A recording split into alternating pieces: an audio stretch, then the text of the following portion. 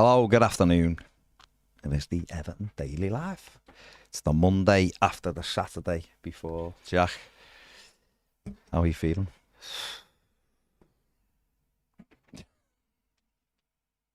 Fair play.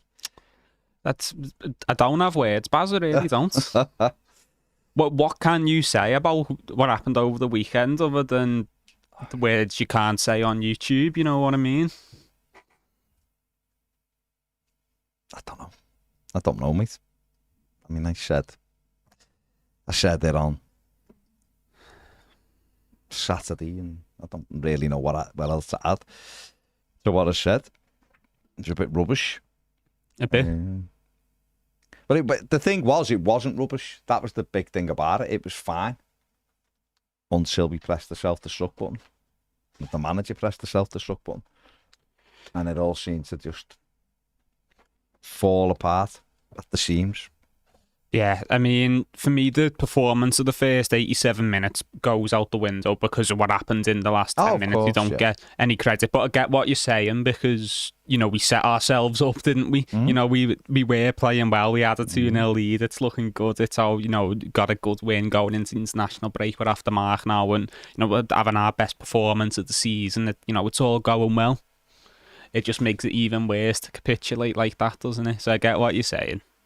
It's the frustration is we were saying around, mate, these are in trouble this season. They looked absolutely woeful, like properly woeful, Bournemouth and Everton. Very much like when we played them last year at Goodison.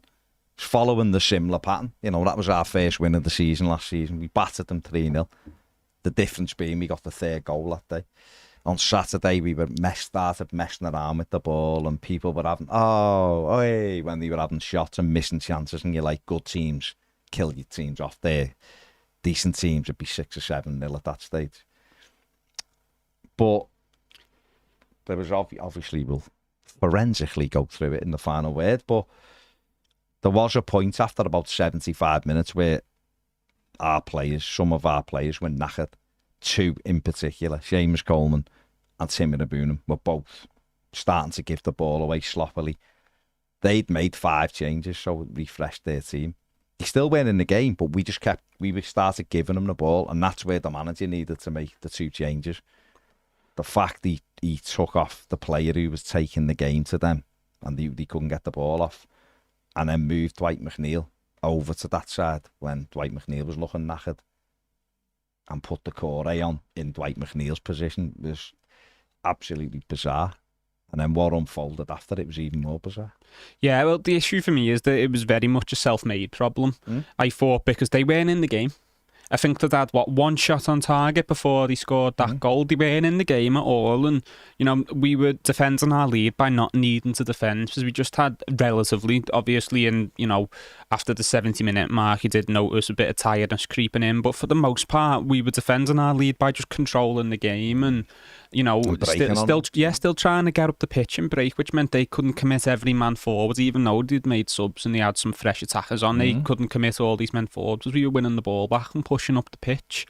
So you continue with that, and that comes down to game management, doesn't it? And how does a manager of a certain style see out a lead? Does he go, look, we've got control of this, we don't need to shut up shop and go with the safe substitution, which is the core, because you're taking off an attacker for a midfielder, essentially. You carry on what you're doing, and you're right, Eric Boonham should have been off because the game was starting to pass him by, and he'd done well in the game. But it was great, but it was like someone put a pin in his balloon. I mean, he's played a lot of football already this season, hasn't he? He's only young, isn't he? So, yeah, you bring James Garner on because he's of a similar mould. He'll get stuck in. He's not going to give the ball away sloppily because his technique's solid. If he's not fit enough to be on the bench, he shouldn't be on the bench. If he can't do 10, 15 minutes, he shouldn't be on the bench. No, I mean, he played the game before, and he minutes against Doncaster, so he had 15 minutes in him, so I'm not taking that. And if NJ has to come off for whatever reason, whether, you know, the manager's seeing something we didn't and he is looking a bit tired, bring on Lindstrom, because Lindstrom's of a similar mould to NJ. He's Decore and NJ, the manager plays them in a similar position, different players completely. What NJ gives you is he opens up the game a lot more. His technique spot on. He always wants to get the ball into his feet and take his man on. And that was giving us that little bit of fluidity that was allowing us to keep control of the game. Bring on Lindstrom, who is a similar type of player, who will win you a couple of silly little fouls and whatever, and just take the sting out of the game, which, I mean, I say take the sting out of the game. The sting wasn't in the game. Yeah. So, just carry on with that. Carry on with what you're doing. But he brings on Decore because he obviously has some sort of loyalty to him, even though he's not worked in that role for a good few months now, really. And it killed us straight away. We were dead. Yeah, it's so frustrating because, like I said, we should be sat here praising the performance of the players, happy with the victory going into an international break. We'd have gone above Bournemouth, they'd been halfway up with 3 points. A few teams are on that, and we knew we'd have a tough game coming up at Villa, but at least we'd have got that first win under our belt. This, that, and the other, and it's really, really poor. A few comments from done with this negative style of play. Ian Murphy, a member, dites out the 2 words I'd use. You see things like Everton have won 5 games of football since December the 16th, and 3 of them are in 6 days in April. That is a terrifying stat for any manager, for any football team. When you look at that, Sean Dyche's record in August, this record's terrible. It's like the worst in the Premier League history. He never started the season well, has he? That's not good. And then that calls into me, that massively puts into question what he does in the pre-season. You can have one August in a few where it just doesn't work for you for whatever reason. Some managers Every club's had one, haven't they? Oh, absolutely. But this is each year for us now. And for him, it's every year. Dating back to Burnley as well. For him, it's terrible. His record is, like I said, it's a disgrace, really, for the starting the season. He keeps sticking with what he's doing. These players have proven, and proved on Saturday, that they can play an attacking style of football. They can. And yet, the substitutions... Now, people will... one little thing I don't quite get is when people say, it wasn't the manager, it's the players. And I don't get this. Like, when Everton win, the manager will be praised. And when Everton lose, the players are at fault. And I will never understand that in a million years. Yeah. On Saturday, that was on the manager, because the players had total control of the football game. And it's not difficult to think it was a warm day on Saturday, because it was. We'd had them everywhere. We'd ran them ragged. They put a stat up after about 80 minutes on the scoreboard, and it was Everton had 6 on target, they'd had none. Everton had double the shots and all that. When you look at the stats at the end, they end up with 7 shots on target, 18 attempts, I think, or 17 attempts to Everton's 18. That all happened when he made the... Put it like over the course of the game, 80 minutes in, they'd had 1 shot on target. It was so comfortable that there was...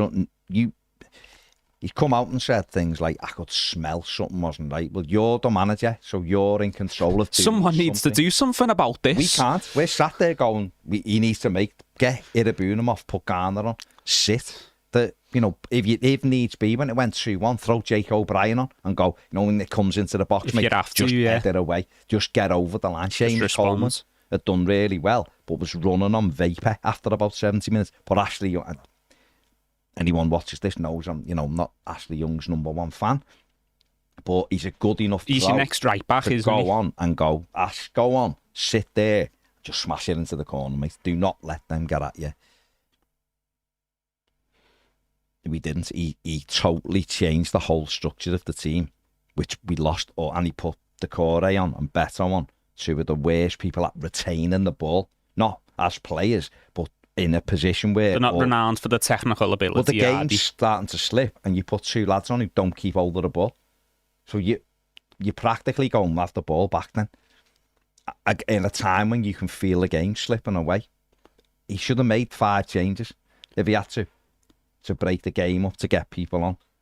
It felt like watching 2 different teams, though, within that 5-minute period, from Decore and Beto coming on, and it's nothing against them. You know, I said start Beto in the game, and Dom obviously does well and gets his goal, but fair play to him. But in that moment, that was not the substitution to make, was it? No. And it felt like watching the Everton of last week versus Tottenham versus the Everton would just put together overall what was a decent performance, and that showed more attack and intent and showing more ability to control the game, and it flipped like that.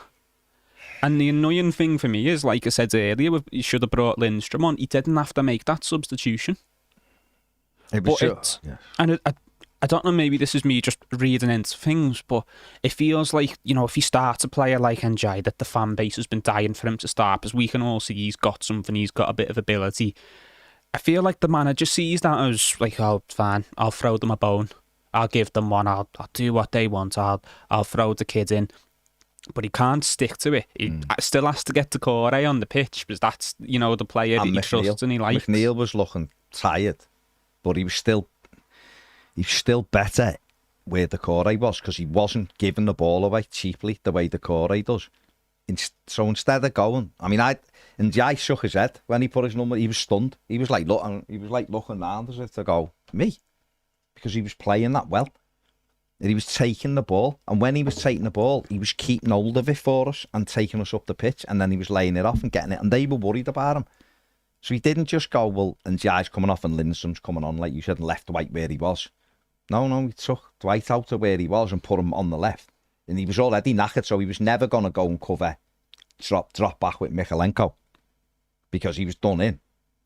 He could have put Lindstrom there and gone, lad, run back, or he could have put, if he really wanted to be trying to close a game out, he could have said to Jack Harrison, who had loads of energy, come and play on the left and cover Miko, and put Ashley Young on the right hand side. You know, if he really wanted to be ultra, like he didn't want to trust Lindstrom, go and put Young high on the right then in front of Coleman and go just out Seamus out, because they put Ubertara and Sinisterra on, who both went over and targeted Coleman, the pair of them.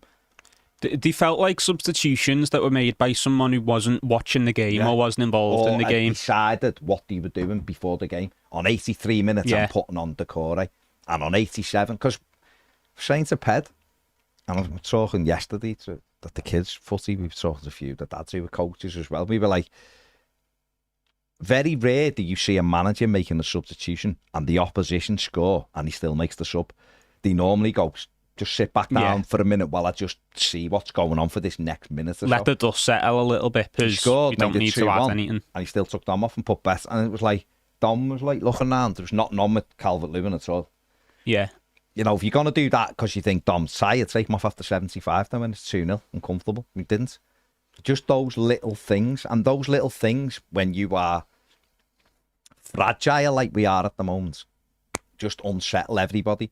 And in the ground, he's talking about the smell of it, I talk about the feel of it. In the ground when it went 2-1, everyone went, oh no. Because they had been that bad. They weren't in the game. They were looking at the clock as if to go, no, when can we get this over? Get this done? They were doing nothing. There was nothing. There was never a threat. There was nothing. The minute it went 2-1 and our players started giving the ball away, they got buoyed by, let's put crosses in there. And all of a sudden, it's 2-2. Pickford then has to make 3 saves at 2-2. He still doesn't react. He could have gone, make a sub, break this game up, get either Ashley Young on or Jake O'Brien, James Garner, go and sit. Lads, just smash it down there. What we have, we protect. Then let's get out of here with a point. It's still been a terrible result, but at least we'd have been off the mark. And he didn't. He just let it unfold and then comes out and says, I knew that was going to happen at 2-1. I knew something wasn't right. And also then threw the players totally under the bus on about 6 different occasions. Well, I told them and they didn't do it. That's Sam Allardyce territory. That's what he used to do. When they win, it'd be, see how good my tactics were. And when Everton would lose under Allardyce, he'd go, these players, they didn't do it. I told them what to do. They didn't do it. So you can't have it both ways. No, it just felt like the game management. It just felt like it was, you know, like on a simulation or something. Like at this time, these players come on because, you know, they're our next best choices. These are the players I'd start in these positions if the ones who are starting weren't available. But you've got to respond to what's happening in the game, haven't you? You've got to judge the game for what it is. Look at what you're doing well and how that's benefiting you in the game and go, okay, if I have to bring some players off, if things have to change, what do I do that'll disturb this in the least amount possible? Who can I bring on who's on my bench? You can come on and play the way these lads have been playing, but so far the performance has been sound. And that didn't happen, did it? That's just to reiterate, on a Monday, this begins at 1:15. Doesn't start at 1, because we record a podcast at 12 o'clock. So just get that into your heads. On a Monday, it's 1:15, just so you're not hanging around from 1 o'clock. No, if he'd have gone, we need... See, he's a manager who's managed over 450 games, and he tells you at every opportunity how experienced he is. So he must have seen what everybody in the ground was seeing when Bournemouth looked knackered. Looked absolutely knackered in the heat, and he'd done all of our running. He kept winning the ball back. He should have gone, like, Tim, you've been outstanding. There's 10 minutes to go. I just want James Garner to go and sit. Get Bournemouth his standing ovation, because he would have got it. Say to James Garner, go and sit in the 6, mate. Sit there and just get hold of the ball for us and pass it and get it back. Just keep what it calm. You normally do. Nice and calm. If it's not on, knock it into the corner flags, and we'll get people after it. Keep us up the pitch. Right? They scored to go 2-1. Do it then. Do it then. If it's you didn't, not too late, should have seen it then. We're still ahead at this stage. And he didn't. And it's like... So if he now said, if he was sat here and went, Barry, I couldn't put Garner on because he wasn't fit, I'd say, right, why was he on the bench then, Sean? Well, we didn't have any... No, it's not an excuse, mate. Because everyone who's on the bench should be able to come on. Put Harrison Armstrong on then. Put someone on in the middle. Or put the Corey on, if you have to. And say to the Corey, go and play go and play with Idrissa deep. Get it and just get it forward, mate. Yeah. Snuff out everything and get it forward. No, go and sit off Beto and just float around while they use the wings. And it was the Coleman thing. I love Seamus and he played really well, but he was dead. He tried to kick a ball, clear a ball with his left foot with about 10 minutes left, and he hit it as far as Ped from me. It went about 6 foot. He was knackered. So then... And he came off a few days ago for the same reason, didn't he? He's coming back from injury. And we've got 2 right-backs on the bench. Whether, it's never going to... It would have been interesting for him to put Roman Dixon on, because we would have had an outball, but then you're thinking, well, those 2 lads are experienced on the left, and the game's now on a bit of a... Ashley Young, whether you like him or not, he's part of our squad, and he's experienced player. Go and say to him, Ash, go and sit in at right-back. If you can't trust him to come on and do that, he shouldn't be on the bench, should he? Not at all. So it was those moments, and that, yes, the other side of that is, and I do agree with people who say, you have the players as well, absolutely. James Tarkowski, Jordan Pickford, Seamus Coleman, Michael Keane, whether you like him, don't like him, has played a lot of football Senior matches. Players. They should have been able to grab each other and go, what the fuck's going on? Calm down. Calm the game down. Stay tight. Anything comes in, head it away. Make sure people are marked. I mean, what Mikalenko's doing for Semenyo's goal, shocking. One job he had. Mark the winger, one job, and he didn't even have a clue he was behind him to tap it in. Really, really bad. And the third goal he's even worse for. Yeah, he gets caught up the pitch as well, doesn't he? And then the manager's going, players are overlapping at 2-1. Fucking tell them not to then. Say to them, go and sit. And you know what, Sean? If they won't listen to you, it's over. We had this, remember Martinez back in the day, at Anfield to Baines, and Baines is like that. Like looking around as if whatever you're saying someone to say me, mate, something? I'm not interested. Right? If you can't get your point across as a manager, the end is nigh. Yeah, you've lost them. He's got to make that. He's got to iron that out and go, when I tell you to not overlap, do not overlap, because I'm in charge of you as your manager. Yeah. If Mikalenko wasn't doing what he should have been doing at 2-1, take him off, put Young, go to left back, Ashley, get it and smash it away. Micho, you come off because you weren't listening. I told you that's your job. It's your only job. Then players play the game, but they're playing the game on your instruction, aren't they? Sure. And you could criticise the character of those players as well, like you say, especially the senior ones for not grabbing it more. But again, I still think the manager takes some flack in that, because he's the one who's with them on the training ground every day, and he's the one who's got to instill that into them. And if they don't have that, get rid of them and get new players. But yes, some of these players, especially ones like Taki, like Seamus, like Jordan Pickford, should have enough about them to be able to calm it down. But it felt like they were all in shock. It felt like they were all watching a car crash happen, and none of them felt able to intervene. And they were all waiting for someone else. Yeah, because at 2-0 it was so easy. It really was easy. Even it got to like a sloppy state. I remember, only a much better side, I remember this with Martinez in the second season, and we played Arsenal at Goodison, and we were beating them 2-0, and it was easy. Everton were brilliant that day. It was easy. And we started missing chances, and everyone's like, being great if that had gone in, but they were good chances. And you're thinking, we need to get a third just to kill this dead. But people relax then. And you go, this is, how good are we? And the next minute, goal. Remember, was it Giroud? Giroud, he came off the bench, They get a goal, it's 2-1, and you're thinking, the nerves coming because there's no one calm. And then you know what's going to happen. It's unfolding in front of you. And that's what happened on Saturday. They made it 2-1, and I think our players sort of went, put these back in it, and you could feel it in the ground. But that's when a good manager reacts. You have to react. That's but he's saying, right, I could smell it, and like it was coming in there. That's because teams now, they can come to Goodison and do this. This isn't the first time this has happened, and that's the annoying thing. And teams know they can come to Goodison and take the mick out of us, like they might not be able to do against other teams. You know, Bournemouth, first thing they tweeted after the game finished, they tweeted banter. And you know what, fair play to them, because I'd laugh at us if I supported someone else. Teams know they can come to our ground and laugh at us.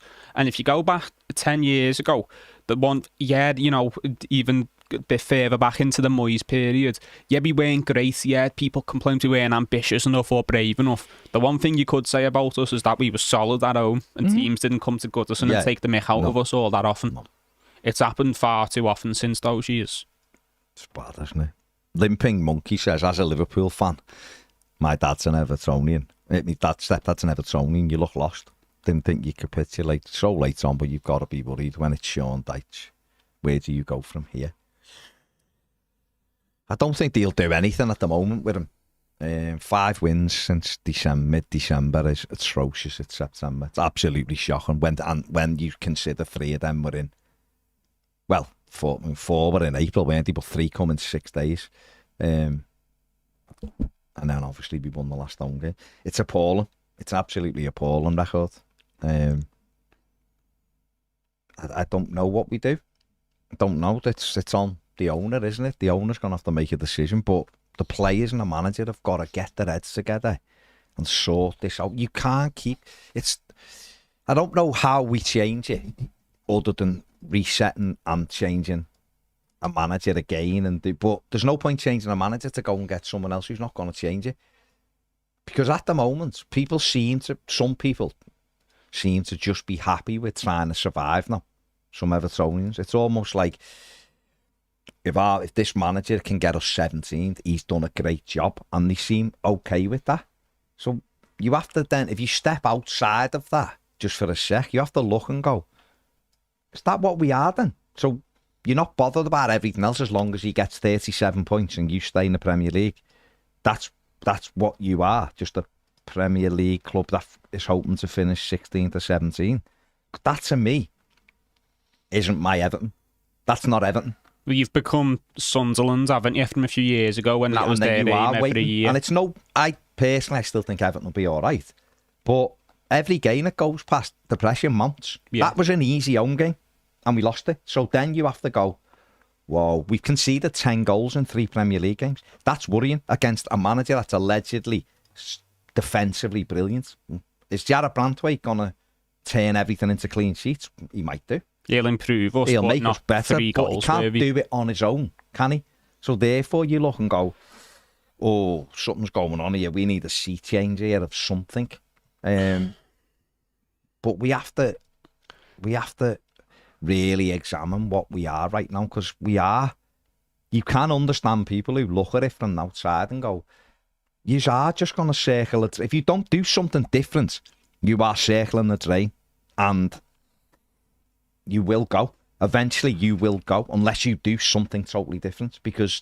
Well, you can't forever gamble on the idea of other teams being worse than you. Forever. And, we have got a little bit lucky over the last few years of some of the quality of the teams below us, because this team in other Premier League seasons would have went down, unfortunately. And look, obviously you've got to work within the position you are, and you take advantage of the ability of the teams around you. And I can absolutely understand in the short term why the main thing for a lot of people is just survival. When you look at what we've been through and how close we've come. But to what end is that though? Well, what I was going to say was this year for me was meant to be the year we get out of that a little bit, and I can understand it. 3 games gone. No, of course, but when you look at what we've been through with the points deductions and not being able to spend money and really having to fight tooth and nail for a long period, you can understand why the fear of relegation has been so real, that it's been ingrained into people. It's like, let's just avoid relegation, and I get that, and that is the build and block of where you move up from. And this for me was, at least for me anyway, was meant to be the year where, oh look, we're not getting Europe or anything daft like that, but let's just take a little bit of a step forward. Let's not go 4 months without winning a game this year, and let's just take that next step, which is into the lower end of mid-table. And all right, we're not going to do anything revolutionary, but that would be a big yet achievable step forward, and that's where we should really be operating this year. I think Saturday showed at times that these players are more than good enough to be between 11th and 13th, 14th in the Premier League. The quality of them, it's there. For me, it was clear as day at the weekend. Clear as day. We were up against a team who, in my opinion, we were better than, comfortably. And we shot ourselves in the foot. The problem is, when you keep doing it, everything drops and drops and drops and drops, because the fragility comes in then.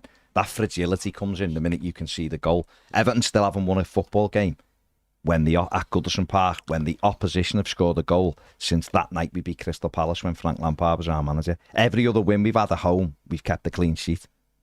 So once the opposition scores at home, we don't win a game. Well, guess what? You're in trouble then, aren't you? Because you're not going to keep clean sheets all the time.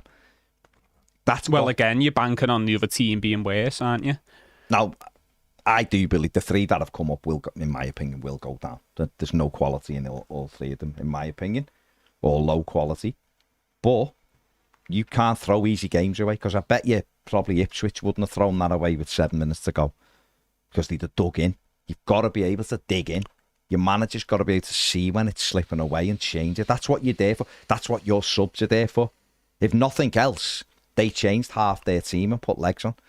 So you had to match up and put the same legs on. And if you'd have put the same freshness on as they had, you'd have probably ended up winning the game 2-0, because they wouldn't have been able to. And they hadn't impacted it, but our levels were getting less and less and less as the time was going on, because they were just tired.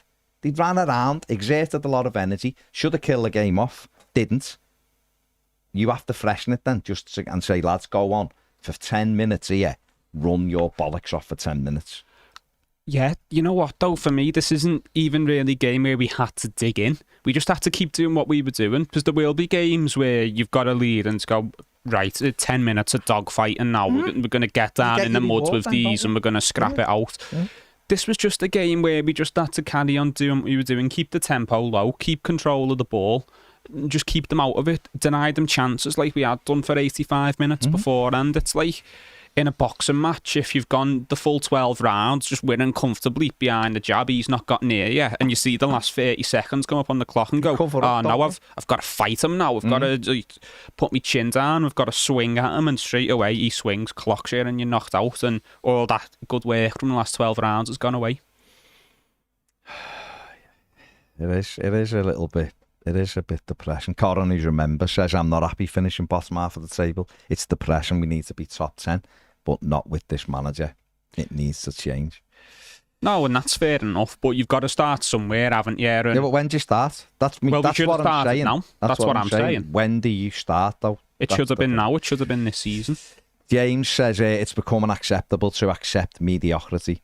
He's a bad manager in every aspect.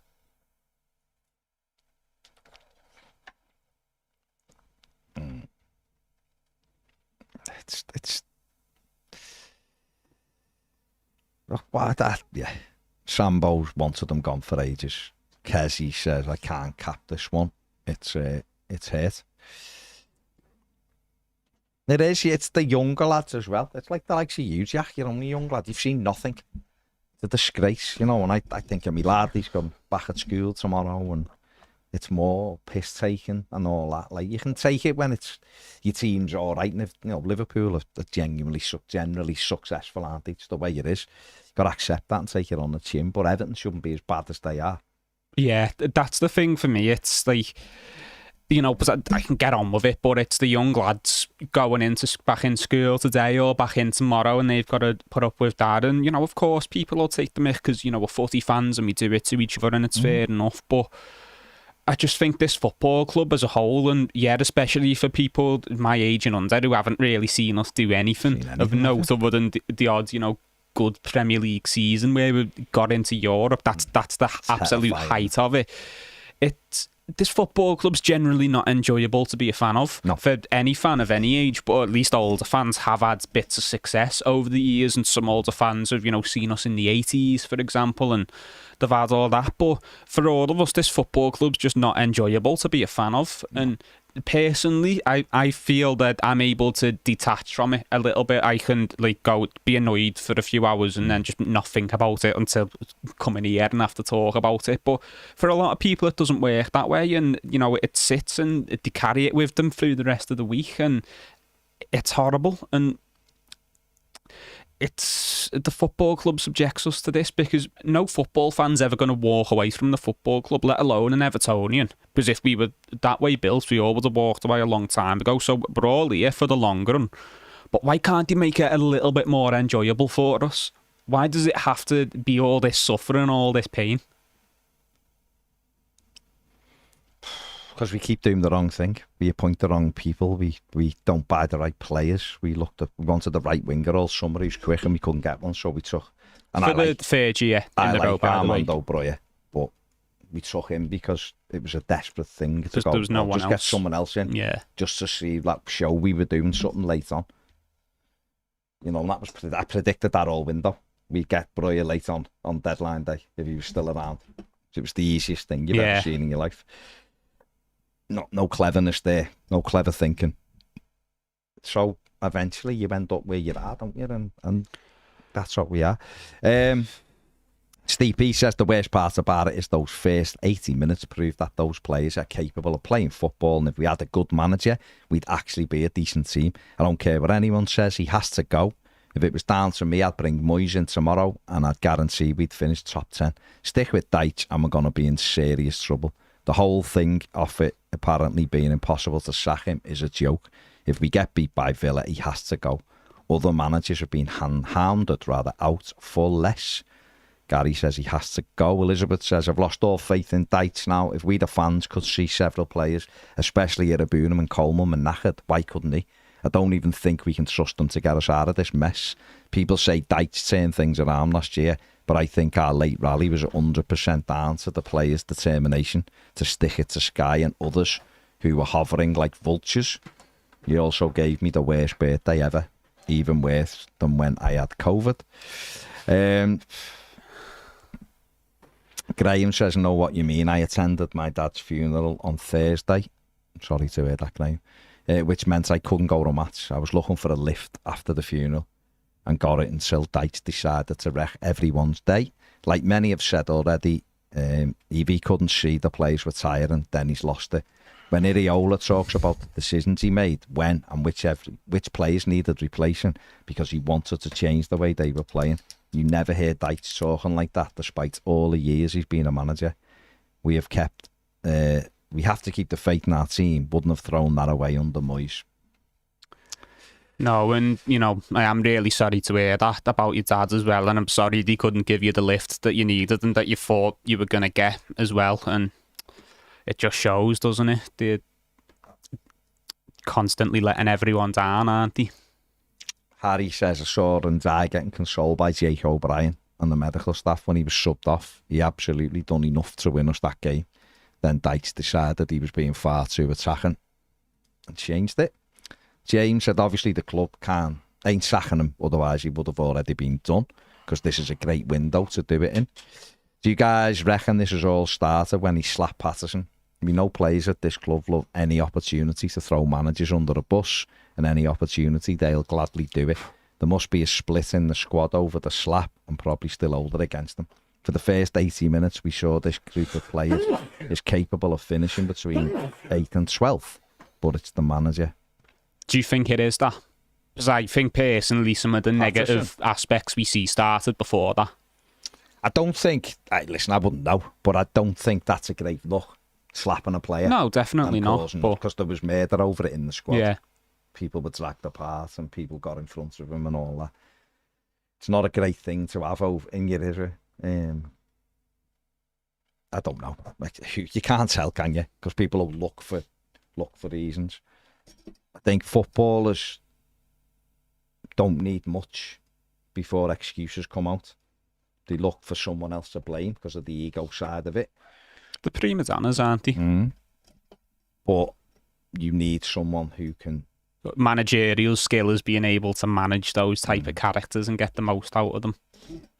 If you walk into any successful team in football over the last 20 years, there'd be a lot of egos in them dressing rooms and a lot of prima donnas and a lot of divas, but the best managers are the ones who could, manage them and make them work in a cohesive team. Ultimately, you've got to get results. If you play a certain brand of football, you have to win. And he doesn't win. Saturday was better. I wouldn't sit here and try to blag anyone. For 85 minutes, it was good. There was no reason to take Jai off. He wasn't tired. He was taking the game to them.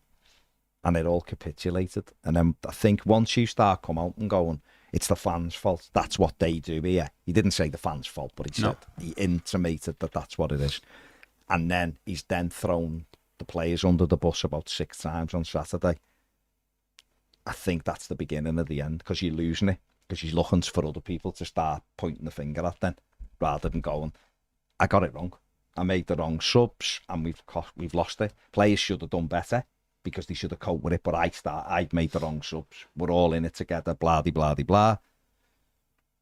I think you're in a bit of trouble when you do that. I mean, if he comes out and says it in those exact terms, people doubt him as well, don't they? But there's a roundabout way to say it, isn't there? I've heard loads of good managers say, I got it wrong. I've heard Moyes say, I made the wrong sub. It's the way it is, mate. It's head. I was just going to say, I don't think we have to look for like any kind of conspiracy theories. He left 4 players in their 30s on for the entire game. And a kid who was not. I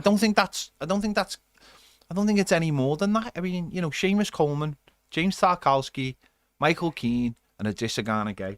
They're all in the 30s, and suddenly they were faced by young wingers, pacey wingers, who went after our fullbacks, and the manager froze. And for him to turn round and have a go at the players, I find it astonishing. There's experience in there. Yeah, there is experience, but the experience is out on its feet. And there's also a young lad out there who's out on his feet, and that's our centre midfield. So your centre midfield's dead. Everyone in the back four is dead, and you've let that happen. Doesn't mean to be any conspiracies about that.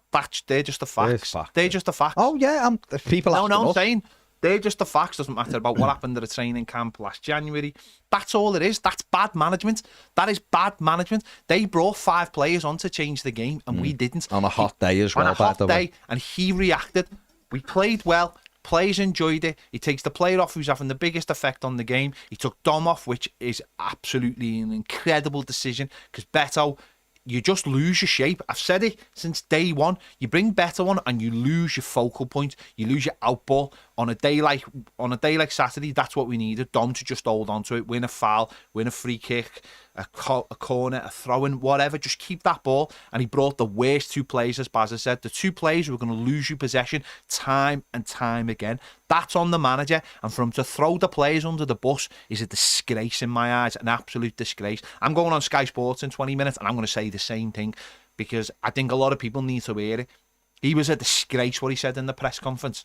An absolute disgrace. And what he said on the telly was all the players' faults.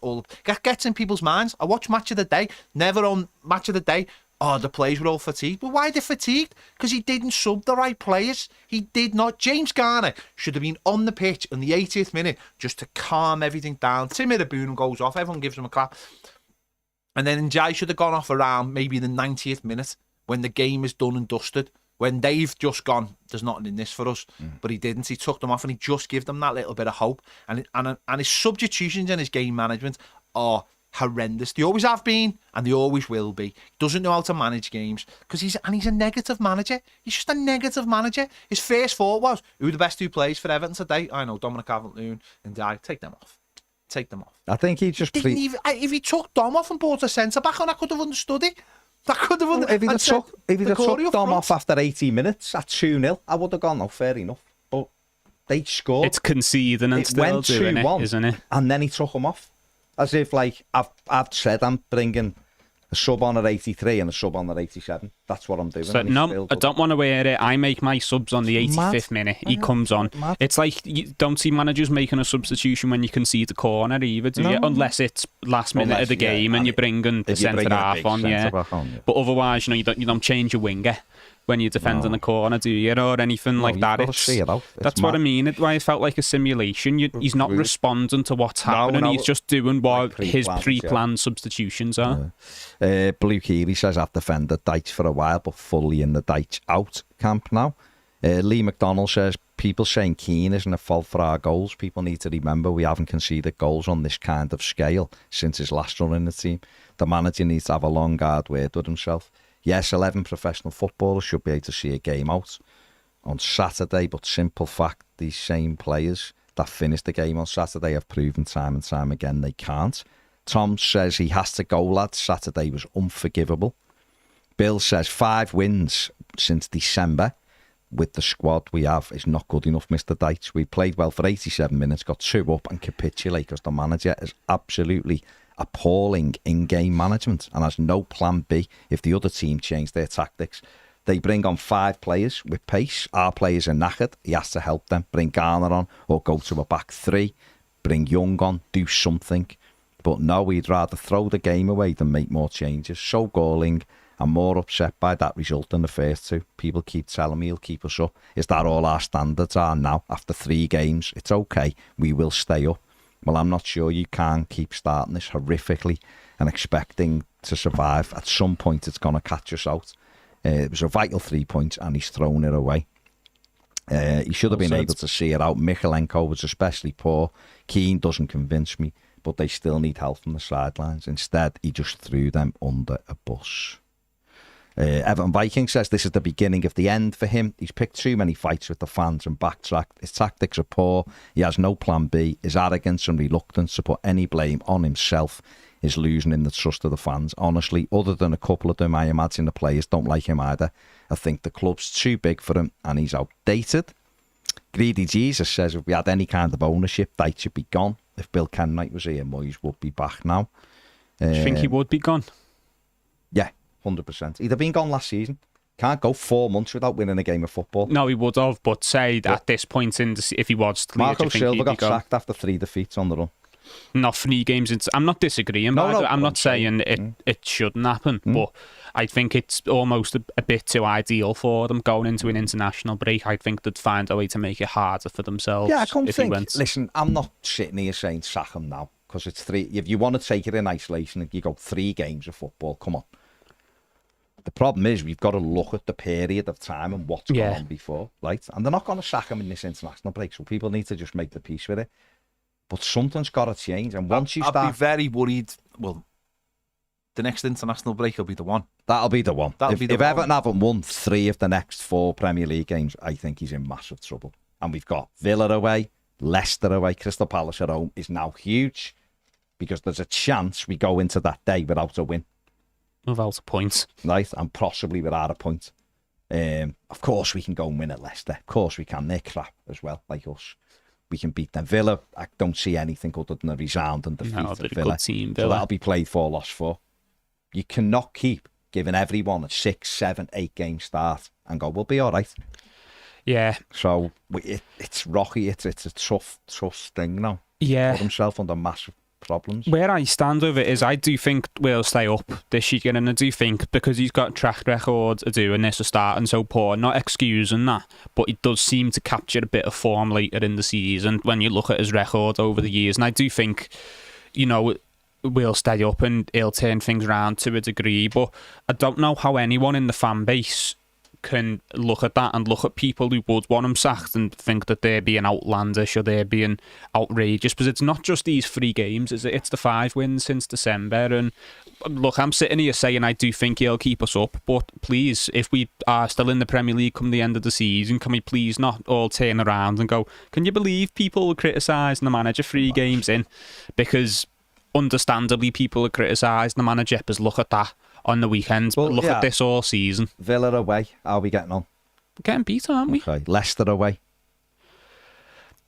I struggle to see us winning there, because they're going to need the result as well. Yeah, go on. So a draw. Palace at home. They just got a draw at Chelsea yesterday and aren't pushovers. What do you think? We have to beat them, surely. Okay. And then Newcastle at home. They will just fly at us and it'll be a... And then it's an international break. He's put it this way, he needs 7 of the next 12, or I think he's in trouble. And he could get that, of course he could. Got 2 home games in that. Could win both of them. The issue is, though, they'd never sack him after the win. Let's say you're right. And Newcastle's the last game for the break. Yeah, but let's say we get 1 point from Villa, Leicester and Palace. We get that point.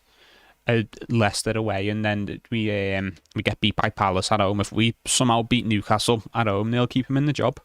They won't sack a manager after the win, will they? Regardless of whether we'd sack him, they've got to all do better. The manager's got to do better. Them subs were terrible at the weekend. He's got to sort that out. The players have got to be more resilient. They've got to be. We can't keep just bobbing along and going, well, we can get 17th. We can get 17th. That is embarrassing. You may as well just go, you know what, we'll get relegated and rip it all up and start again. And that's a terrible thing to have to even consider. It's ridiculous because you can't. What's the point? Literally, what is the point of going? We keep him in and he keeps us 17th every year. What's the point? Because you'll have this Groundhog Day every single year. You're settling for a managed decline of the football club, aren't you? Evan Viking says, I don't think there's any reason to keep him. If anything, those 80 minutes showed the players are more than capable than what he has them playing. Also, his comments after the defeat really cemented it for me. He's bad and negative. I can't have him, and truth be told, it was always going to be the case. He should have been treated as a stopgap manager. Get rid and bring someone else in. Bob says, even though it's nearly 48 hours since the capitulation, I remain angry. Strong word, I know, but how the player and leadership are meant to be professionals when 36,000 can smell?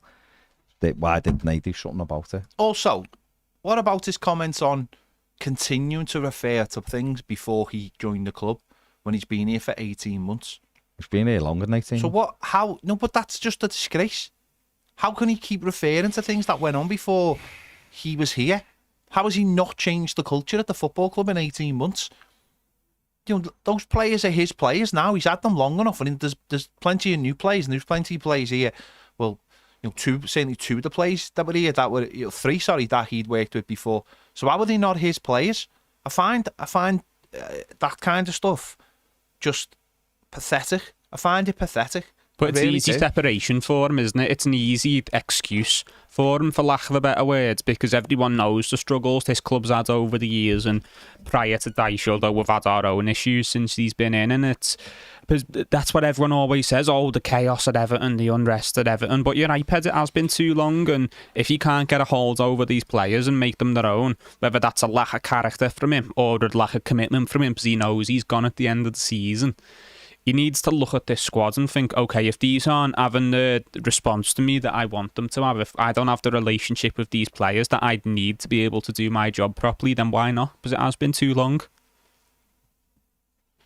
Everyone at the club is either a signing that he's signed off on or someone he's been happy enough to keep at the club and work with and keep around. So everyone else has gone. Everyone else has gone out on loan, or they've been sold, or the contract's been allowed to run down. These are all players that he's comfortable with having at the club.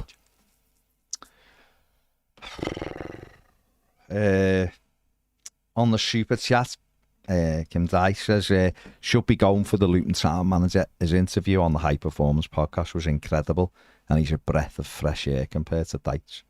Luton have also had a terrible start to the season, by the way, beaten again at the weekend. I'm just saying it before someone else pulls you up on it. But yeah, you need Everton are at a stage where, again, it just is what it is, right? But Everton are at a stage for me where I think everybody needs to reassess the club. There's no, this is just my opinion, and you'll all have different ones, I get it. But for me, we're just literally chalking days off and going, well, hopefully we'll get 17th and then that'll be fine. And hopefully we'll get 17th and that'll be fine. This manager's great and he'll get us 17th. That's terrible for this football club. Once people start accepting that to me is just grim. It's absolutely grim. I think before you change that, I don't think it's just the manager that needs to change. I think the entire foundations of the club need to be ripped up. You've got to start somewhere, and if you continue to give people excuses, the more I've been around football, the more I've watched football, the more I speak to people who are involved in football, excuses are what everyone wants because it gives them time. It removes any responsibility. Oh, I can't do my job because, well, this club, I could write 4 books about what this club's like. Your job is to manage a team. It's to manage players and get on with it. Yeah, and no manager has ever managed in perfect circumstances, have they? It's difficult, isn't it? What do you do? That might be real, right? That might be real. You could go, it's fucking chaotic at that club. You still have to manage the team. Your job simply is to pick 11 players that are good enough to get you a result, and you've got 9 subs. So if it's not going to plan or you need to refresh them, you've refreshed them.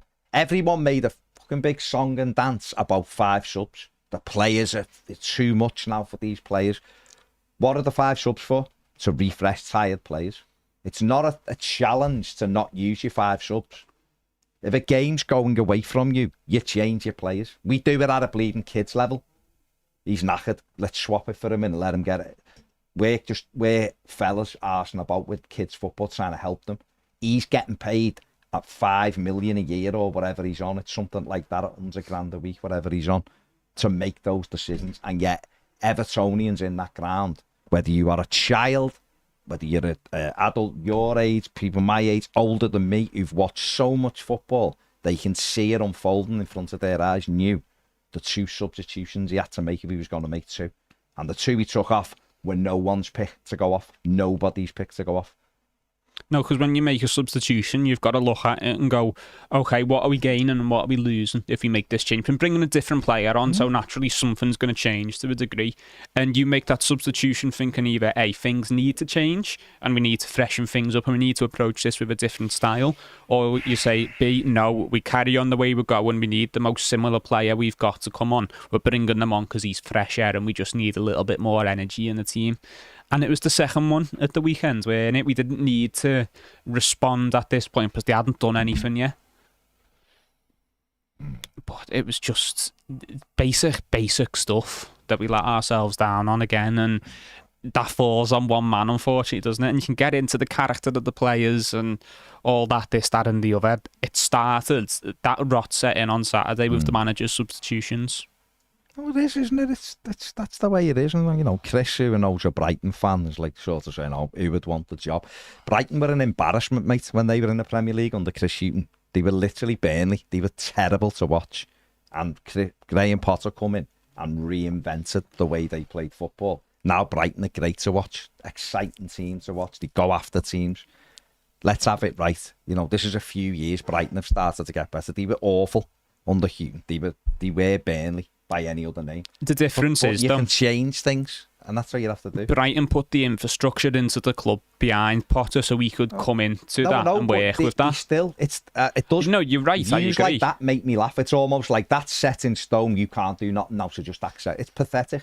It's utter pathetic. Villa were a championship side 4 years ago. They're a Champions League side. So that would never. Steven Gerrard's having literally one of the best managers in the world. Yeah. In a heartbeat. And it changed. Yeah. It's just embarrassing. When people view it like that, I think. I'm not saying a manager won't change it. Actual football. At all, but I'm saying they were able to get a manager like Potter who was young and progressive because they had an infrastructure that was appealing to him. And that's why they continue getting those type of managers. Yeah, but they were still building that No, up, but they weren't had the they? infrastructure in Chris. No, I know. And But I'm don't saying- forget, when Potter come in, they had the infrastructure. They still finished 16th the first 2 seasons. Yeah, because it was a long-term thing, weren't it? No, I'm not saying that excused what Chris Hughton was doing, but I'm saying they put themselves in a place where they could attract a manager like that. We're lacking that. You'd still get someone Graham better than Potter this manager, would don't get me go wrong. back to manage Everton Football Club. Yeah, he he wouldn't would now. survive. He wouldn't survive 8 weeks here. He started cry arse when Brighton fans booed the substitution. He got his lip was going. He couldn't believe it. He wouldn't. The gladdest would eat him after 2 games. He couldn't handle it. As much as I like him, think he's a good coach. He would crumble at Everton Football Club. Crumble. So anyway, that's enough. We're doing tag at 2:30. So if you want to see us talk about other teams for half an hour, teams that are good, Just go and put Sky Sports on. then go and watch Ped on Sky Sports News. I'm going to go out the room because I don't know what he's going to say. So thanks for watching. See you all later.